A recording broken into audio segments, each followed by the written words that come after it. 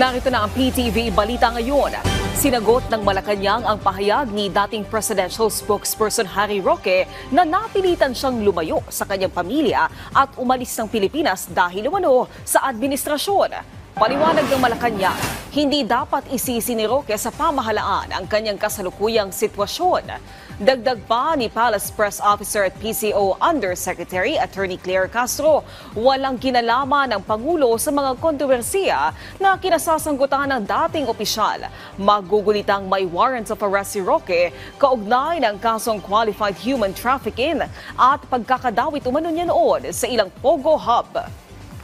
Mukhang isinisisi pa po niya ang naging kalagayan niya at ang kinahinatnan niya kay Pangulo at sa administrasyon. Unang-unang tanong, ano po ba ang kanyang pruweba? Kwentong walang kwenta? Kwentong barbero?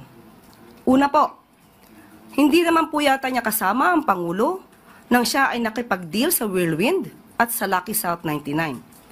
Hindi rin po niya kasama ang Pangulo nang siya ay naglakad ng permit or license ng Lucky South 99. Hindi rin po yata niya kasama ang Pangulo nang ito ay magbukas ng isang joint account kasama si A.R. de la Serna. Hindi rin po niya kasama ang Pangulo nang siya mismo ang nagboluntaryo ng mga facts at mga dokumentong kanyang ikinumento sa Quadcom, sa House of Representatives. Lahat pong ito ay voluntaryong galing sa kanya. Lahat ng kwento niya sa Quadcom, sa House of Representatives ay galing sa kanya.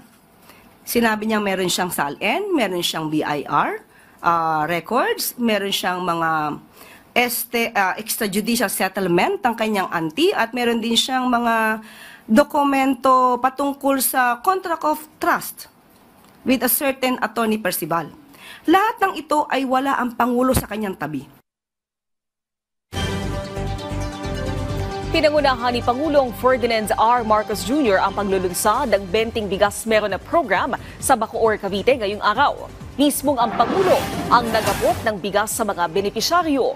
Ayon sa Department of Agriculture, nasa 5,000 sako ng bigas na binili sa local farmers ang inilaan sa rollout.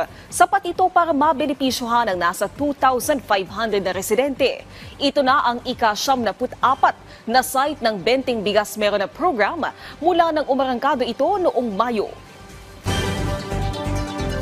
At yan ang mga balita sa oras na ito. Para sa iba pang update, i-follow at i-like kami sa aming social media sites at PTV PH. Ako po si Naomi Tiburcio para sa Pambansang TV sa Bagong Pilipinas.